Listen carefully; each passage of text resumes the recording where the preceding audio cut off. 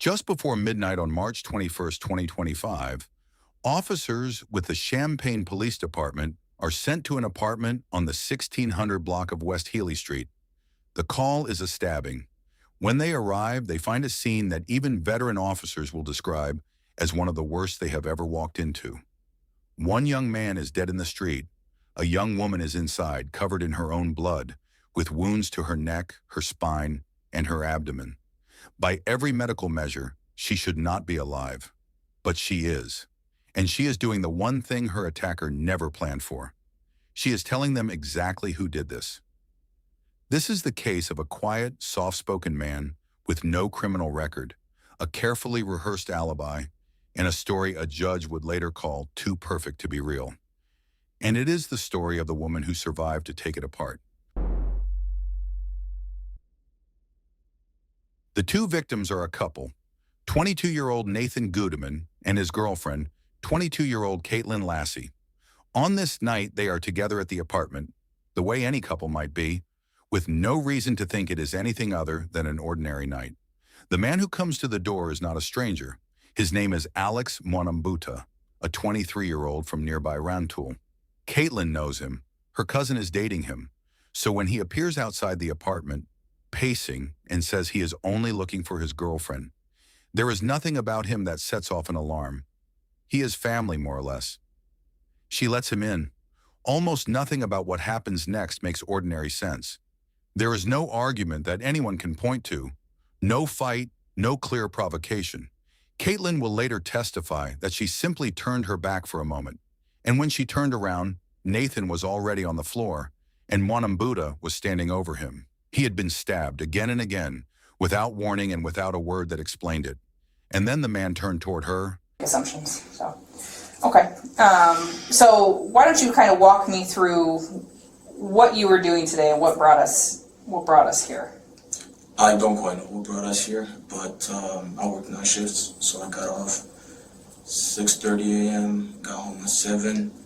I stayed up until 12 talking to my best friend, and when he went to work, I went to bed. I woke up at 8, started getting ready, went to church, came back home, hung out with my girlfriend, realized I didn't have my wallet, so I went back to church, got it, came back. Okay. So, what friend were you talking to all day? Is that somebody you used to play video games with, or somebody? Yeah. Okay. My best friend. I've known him since like freshman in high school. Okay. And where's he at? He's in Orlando. Okay. I don't know anybody here. Yeah, I thought you said you hadn't made any friends yet, so that's gotta be hard to. Yeah. It doesn't bother me much. I don't really. Well, it sounds like you're a busy guy, so at least you have other. Yeah, I have a lot of. What Kaitlyn Lassy lived through in the next few minutes is almost impossible to describe in ordinary language. Muanambuta charges at her with the knife. He slices her hand as she tries to protect herself. He stabs her in the abdomen and then in the back of the neck. She does the only thing left to do. She stops moving. She plays dead, lying still and silent, hoping that if he believes she is already gone, he will stop. He does not stop. He reaches down, takes her by the hair, pulls her head up, and cuts her throat. Across the room, Nathan is still alive. Badly wounded, he manages to get to his feet and out the door, running down the block, trying to reach help, trying to survive. Muanambuta goes after him.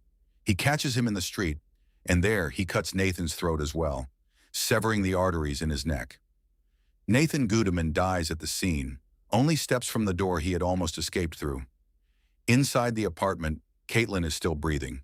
Just happened to see the time. Yeah, I just happened to see the time. Okay.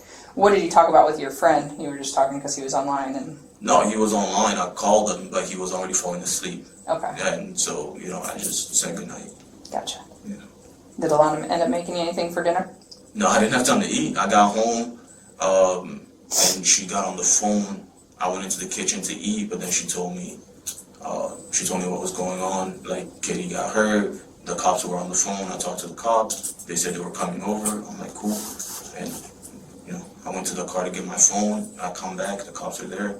And here we are. Okay. Who was she on the phone with? Do you know? A couple.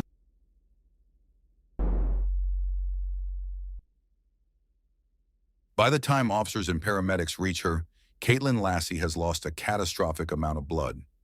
She has been stabbed in the neck, the spine, and the liver. Her throat has been cut. The trauma surgeon who operates on her that night will later testify to just how close she came, and the detail he gives is one that will stay with everyone who hears it. The knife that cut her throat missed her carotid artery, he says, by 1 millimeter. 1 millimeter of tissue is the entire difference between the woman who lived to testify and a second body in that apartment. The judge who hears the case will describe her survival with a single phrase: a medical miracle. But survival is not the end of what Kaitlyn does. From almost the first moment, before surgery, before anyone knows whether she will live through the night, she gives police a name. She tells the first officer at the scene who attacked her. She will say it again at the hospital, and she will say it a third time, months later, from a witness stand, looking at the man who tried to make sure she could never say anything again. She identifies Alex Muanambuta, and that single unbroken thread of testimony becomes the spine of the entire case. While Kaitlyn fights for her life, the physical evidence begins to close in around the man she named. A Ring doorbell camera on the block captures the final moments of the attack. It records Nathan Gudeman being chased down the street by a man whose description matches Muanambuta. Investigators pull GPS data that places his car parked just a block from the apartment at the time of the killings. When they examine his shoes, they find blood, and that blood is confirmed to belong to Nathan. The tread pattern on the sole of his shoe matches a bloody footprint left near Nathan's body. Piece by piece, the case stops being about what anyone said and starts being about what the physical world recorded on its own. And then there is the detail that suggests this was not a man who simply lost control. Before the attack, investigators learned Muanambuta had watched dashcam footage of his own girlfriend and Kaitlyn Lassy talking, hours earlier, about problems in his relationship. Prosecutors would argue he was deeply possessive, that he saw Kaitlyn as a bad influence, someone turning his girlfriend against him. And on the night he drove to that apartment, he left his phone behind at a mosque. A phone left behind is a phone that cannot be tracked. It is the kind of choice that looks, in hindsight, less like panic and more like planning. So then you go back to Urbana and come back. Yes. And you're telling me that you never came to Champaign? No. Well, I am in Champaign. To me, Okay. Not sure where it separates. So did you stop by Katie? Please. Okay. Listen, this is where I need you to be truthful, okay? Okay. I already told her to do so. Yes. And we're going to process the car. We know there's a knife sitting on the passenger seat. There is. Okay. Is that the knife you used to stab Katie and Nathan? I didn't stab Katie and Nathan. The knife is mine. Okay, is there going to be blood on that knife? No. Okay. I haven't used the knife. I've never used it to stab Okay. or kill. Have you bought another knife besides the knife that's in that car? No, only owned the one. Okay. So who? About what? You bought two knives. No, I only have the one knife. Okay. I Where's the switchblade? Is the way she described it to me. I haven't had my switchblade in a long time. Okay. Where is it? No, I lost it. I haven't had it in a while. Okay.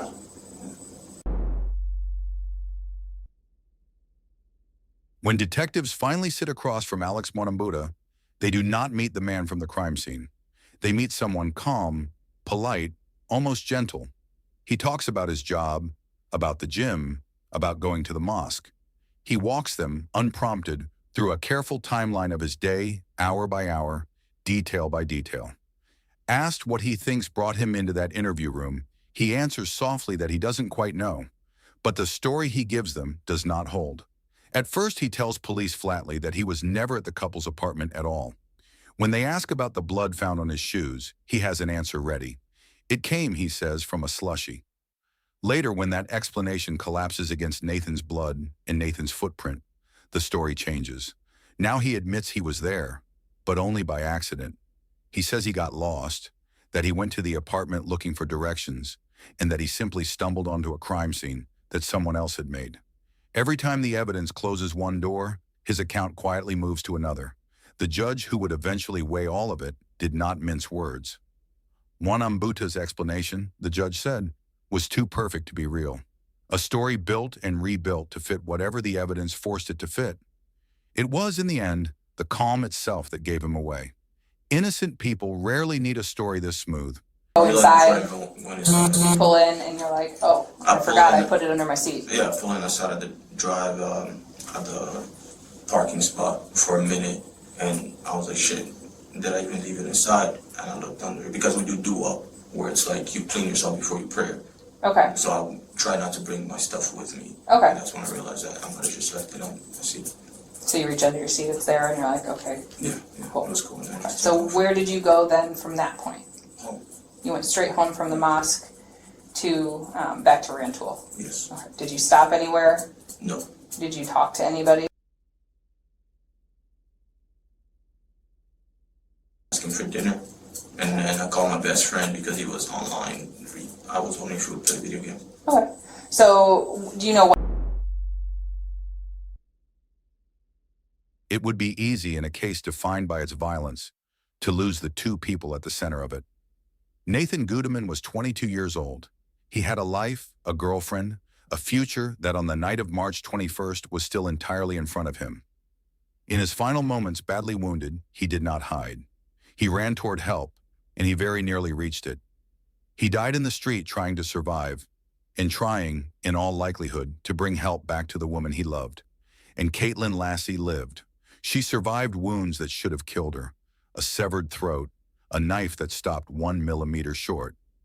She survived, and then she chose to do the hardest thing a survivor can be asked to do. She walked into a courtroom, sat down in front of the man who had cut her throat and left her for dead, and calmly told 12 people exactly what he had done. Her testimony, steady and unshaken, was something the defense could not move. The prosecution's case did not rest on a confession, because there never was one. It rested in large part on the word of the woman he had tried hardest to silence. On November 20th, 2025, a Champaign County judge found Alex Muanambuta guilty on all 7 counts against him, including first-degree murder, attempted murder, and aggravated battery. His defense had argued that he was a good person, someone who had never been violent. The overwhelming weight of the physical evidence and the testimony of the woman who lived made that argument impossible to accept.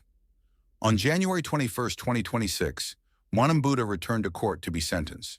The judge found that the crime involved exceptionally brutal and heinous behavior, indicative of wanton cruelty, a finding that opened the door to a sentence far beyond the ordinary range. Alex Muanambuta was sentenced to 100 years in prison. For a man in his 20s, it is a sentence he is very unlikely to outlive. Nathan Gudeman does not get any of his years back, but Kaitlyn Lassy is still here. She survived the night she was meant to die, and then she survived the far longer ordeal of sitting in that courtroom and refusing to look away. The man who tried to erase her instead built the case that put him away, because he never accounted for the one thing he could not plan for, that she would live. If you made it this far, do Nathan and Kaitlyn a small favor. Subscribe to Bodycam Justice, so the next case and the next person who deserves to be remembered doesn't get overlooked. Real footage, real consequences,